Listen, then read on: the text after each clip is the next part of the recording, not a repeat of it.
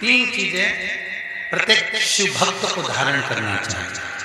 पहला, गले में रुद्राक्ष। दूसरा, भगवान शंकर को जल चढ़ाकर उस जल का आचमन करना, कायिक, वाचिक और मानसिक। तीसरे नंबर पर भगवान शंकर पर चढ़ी हुई भस्म को, शिवजी पे चढ़े हुए चंदन को, शंकर भगवान पे चढ़े हुए भस्म को अपने मस्तक पर धारण करना। शिवजी पे चढ़ी हुई भस्म को 5 नामों से जाना जाता है। कितने नाम है भस्म के? जम के बोलो जरा। 5 नाम। पहला, भगवान शंकर पर चढ़ी हुई भस्म को लोग विभूति भी कहते हैं। विभूति। कई माताएं कहती हैं कि गुरुजी, क्या महिला सिर पर भस्म लगा सकती है? क्यों नहीं? क्या बच्चे सिर पर भस्म लगा सकते हैं? क्यों नहीं? क्या कोई गृहस्थ आश्रम में रहने वाला, घर में रहने वाला कोई गृहस्थी क्या भस्म लगा सकता है? क्यों नहीं? जिसने भगवान शंकर पर चढ़ी हुई विभूति को, भस्म को मस्तक पर थोड़ा सा भी लगाया है, एक न एक दिन वो ऐश्वर्यवान बनकर ही रहता है, उसको ऐश्वर्यता प्राप्त होती है। भस्म के 5 नाम हैं। पहले नंबर पर है विभूति, मतलब ऐश्वर्य देने वाली। दूसरे नंबर पर है भसित। जम के बोलो, क्या नाम है? भसित। भस्म का दूसरा नाम है भसित।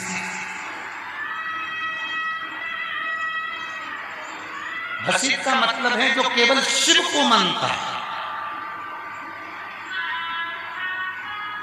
और जो शिव को मानता है, शिव उसकी मानता है। एक नाम है भसित। भसित का मतलब है कि जिसने मस्तक पर थोड़ी सी भी भस्म लगा ली है, भस्म का एक नाम है भसित, मतलब जिसने थोड़ी सी भी भस्म को धारण कर लिया है, अब उसके ऊपर किसी की नहीं चलेगी, चलेगी तो केवल देवाधिदेव महादेव की चलेगी। 5 नाम है भस्म के। पहले नंबर पर है विभूति, ऐश्वर्य देने वाली। दूसरे नंबर पर है भसित, मतलब उसने लगा लिया मस्तक पर, उसके ऊपर जिसकी भी चलेगी तो शिव की चलेगी और किसी की नहीं चलेगी। उसके ऊपर ना लोग कहते हैं इसको मंगल लग गया, लोग कहते हैं इसको राहु लग गया, इसको शनि लग गया, इसको केतु लग गया, इसको ये लग गया, इसको कहीं कोई कहता है इसको हवा लग गई, कोई ने कह दिया इसको भूत लग गया, कोई ने कह दिया इसको प्रेत लग गया, कोई ने कह दिया इसके ऊपर टोना कर दिया, कोई ने कह दिया इसके ऊपर टोटका कर दिया, किसी ने कह दिया इसके ऊपर बंधन कर दिया। शिव महापुराण की कथा कहती है, जिसके मस्तक पर शंकर पर चढ़ी हुई भस्म लग जाती है, भस्म का एक नाम है भसित, और वो भस्म जब भसित के रूप में लग जाती है तो उस पे ना टोना लगता है, ना टोटका लगता है, ना कोई बंधन होता है, ना मंगल लगता है, ना शनि लगता है, ना राहु लगता है, ना केतु लगता है। उस पर केवल एक भस्मधारी भगवान शंकर का आशीर्वाद ही लगता है, इसके सिवा कुछ नहीं। वो भसित है। तो भस्म के नाम 5 हैं। पहले नंबर पर जम के बोलो, जम के आवाज नहीं है, विभूति। जम के बोलो। दूसरे नंबर पर भसित। तीसरे नंबर पर भस्म। भस्म का मतलब होता है कि शिवजी पे चढ़ी हुई भस्म जैसे ही हमने अपने मस्तक पर लगाई, और हमारी जिंदगी के जितने भी पाप हैं, जितने भी बेकार कर्म हैं, हमारी जिंदगी के जितने भी बेकार कर्म हैं, वो सब भस्म लगाते से ही भस्म हो जाए, तो हमारे पाप, हमारे बेकार कर्म जलकर भस्म हो जाए। वो भस्म। तीसरे का चौथा नाम है छा। और 3 नाम आपको मालूम पड़ जाए। सभी लोग बोलेंगे भस्म के 5 नाम में से 3 नाम। पहला, सारे पंडाल में से आवाज आना चाहिए, पहला विभूति, दूसरे नंबर पर भसी और तीसरे नंबर पर भस्म। अब चौथा नाम आ रहा है भस्म का छाप। भस्म का चौथा नाम है छाप।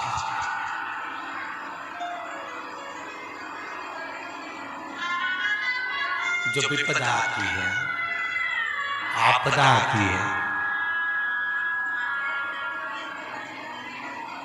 जितनी विपदा, जितनी आपदा हमारे ऊपर आती है, अगर हमने भस्म छाप मस्तक पर धारण कर रखी है तो हमारी आपदा, हमारी विपदा छार हो जाती है, समाप्त हो जाती है। भस्म का 5वां नाम है रक्षा। ये भस्म का 5वां नाम है रक्षा। हमारी परिवार में, कुटुंब में, रिश्तों में, नातों में, अपनों में, दुनिया की दृष्टि से, दुनिया के क्लेशों से, दुनिया की नजर से हमारी रक्षा करती है। बस इसीलिए शिव महापुराण के उमा संहिता में आता है, भगवान शिव पार्वती जी से कहते हैं, पार्वती सुनो, हे जगत जननी, हे पार्वती, मेरे तन पर चढ़ी हुई भस्म पुरुष, स्त्री, बच्चा, बूढ़ा, नाग, किन्नर, गंधर्व, पशु, पक्षी जब अपने ऊपर धारण कर लेता है तो उसकी रक्षा का भार मेरा स्वयं का होता है। कभी प्रयास करिए। अलोनी गोबरी, गाय ने जो गोबर करा और उसको थाप कर बनाया, उसको गोईठा कहते हैं, ठीक है, झारखंड में, ठीक है। और अब उसको अपन जो गाय ने गोबर करा उसको हाथ से थापा नहीं गया, पड़े पड़े सूख गया, तो उसको कह देंगे सूखा हुआ गोईठा, ठीक है, ठीक है। तो तुम लोगों को जल्दी समझ में आएगा। अलोनी गोबरी, अलोना गोईठा, अलोना से मतलब उसको हाथ नहीं लगाया, सूख गया, उठा कर लिया, सूखा हुआ है, लेकर आ गए अलोना गोईठा और उसको जलाया, थोड़ा सा घी डालकर उसको जला लिया, जलाकर उसकी जो भस्म बनी, उस भस्म को कपड़े से छानो और कपड़े से छानने के बाद फिर वापिस छानो, फिर वापिस छानो, 11 बार उस भस्म को पंचाक्षर मंत्र बोलकर, नमः शिवाय, षडाक्षर मंत्र बोलकर ओम नमः शिवाय, उस भस्म को छाने, नमः शिवाय, ओम नमः शिवाय, नमः शिवाय, ओम नमः शिवाय बोलकर उसको छाने। और छानने के बाद उस छनी हुई भस्म को शिव पर समर्पित कर उसको डबली में उठाकर रख लीजिए। प्रैक्टिकल जरूर करना, कहीं शिवर वाला बाबा झूठ तो नहीं बोल के जा रहा, इसलिए प्रैक्टिकल करके पत्र लिखकर भेजना कि सही है कि गलत है। उमा संहिता में शिव महापुराण में वेदव्यास जी वर्णन करते हैं, भस्म को रक्षा करते हैं और जो शिव पर चढ़ी हुई भस्म को मस्तक पर, कंठ पर लगा लेता है, धारण कर लेता है, उससे रोग, बड़ी बीमारी उससे धीरे धीरे छार छार होकर दूर होने लगती है, उसकी रक्षा होती है। बहुत बहुत जिस स्त्री को, जिस पुरुष को, जिस नारी को, जिस बेटी को, जिस बेटे को, जिस माता को, जिस पिता को बहुत स्वप्न आते हैं और गंदे गंदे स्वप्न आते हैं, गलत गलत विचार आते हैं, गलत सोच आती है, बार बार गलत विचार अपनी बुद्धि में आते जाते हैं, स्वप्न पे स्वप्न आते जाते हैं, रात भर सपने चलते हैं, सुबह तक उठो तब तक सपने दिखते रहते हैं। तो एक काम करो, शंकर भगवान पर भस्म चढ़ाने के बाद एक बेलपत्र भगवान शिव पर समर्पित करो और उस भस्म को वापिस उठाकर लेकर आ जाओ और उस भस्म को अपने कंठ पर लगाना प्रारंभ कर दो। स्वप्न आना बंद हो जाएंगे, रात्रि को नींद भी बाबा की कृपा से नींद भी केवल कंठ पर लगाई गई भस्म भी हमें सुख का अनुभव करा देती। शिव को चढ़ी हुई भस्म कंठ पर, मस्तिष्क पर लग जाती है, वही भस्म लगे लगे भी अगर रात को नींद आ जाती है, स्वप्न नहीं आ सकता। और नींद की गोली खाने वाली मेरी जीतियां भी नींद की गोली छोड़ देती हैं और उसको भरचक नींद आती है बाबा की कृपा से, बाबा की गोद में। नींद के लिए हमने भगवान शंकर की 5 बेटियों का नाम बताया, याद है आप लोगों को? जम के बोलो, साथ में बोलेंगे। शिव जी की 5 बेटियां, जया, विषहरा, श्यामली बारी, दौतली, देव। शिव जी की ये 5 लड़कियां ऐसी हैं जो हमें भगवान शिव की कृपा से, भगवान शंकर की करुणा से, शिव की शरणागति का सुख देकर हमको निंद्रा प्रदान करता है। बेचैनी हो, नींद नहीं आए। शिव जी की 5 बेटियों का नाम जया, विषहरा, श्यामली बारी, दौतली, देव। 5 बेटियों का नाम लीजिए और जल का आचमन कर विश्राम करिए। ये कोई साधारण भस्म नहीं है। चपटी भभूत में है खजाना,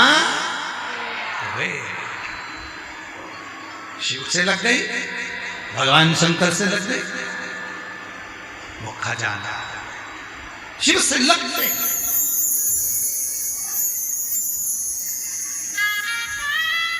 कितना सुंदर कहा है। डॉक्टर ने कह दिया बड़ी बीमारी है, डॉक्टर ने कह दिया ये रोग आ गया, डॉक्टर ने कह दिया जांच होगी, रिपोर्ट बाहर जाएगी, डॉक्टर ने कह दिया ये ऐसा लग रहा है कि बड़ी बीमारी के लक्षण है। 3 स्थान पर भस्म लगाना प्रारंभ कर दीजिए।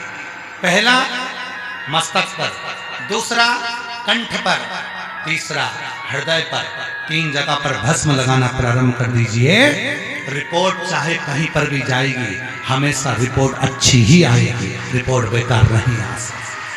3 स्थान पर भस्म लगाना प्रारंभ कर दिए, रक्षा करना प्रारंभ हो जाएगा। जो बीमारी है, जो दुख है, जो तकलीफ है, आप डॉक्टर को दिखाओ, मना नहीं है, डॉक्टर की जांच कराओ, क्योंकि शिव महापुराण में भगवान शंकर की कथा में डॉक्टर को शिव कहा जाता है। इसलिए हमारे में शंकर पर चढ़ी हुई भस्म को धारण करना प्रारंभ करो, क्योंकि वो उसका एक नाम है क्षार। क्षार मतलब हमारे भीतर आने वाली बीमारी को वो क्षार कर देती है और हमें स्वस्थ कर देती है। 3 जगह पर लगाई गई भस्म हमें रोग का निवारण करना प्रारंभ कर देती है। पहला मस्तक, दूसरा कंठ, तीसरा हृदय। बस जो शंकर भगवान ने हमको दिया है वही हमने शंकर भगवान को दिया है।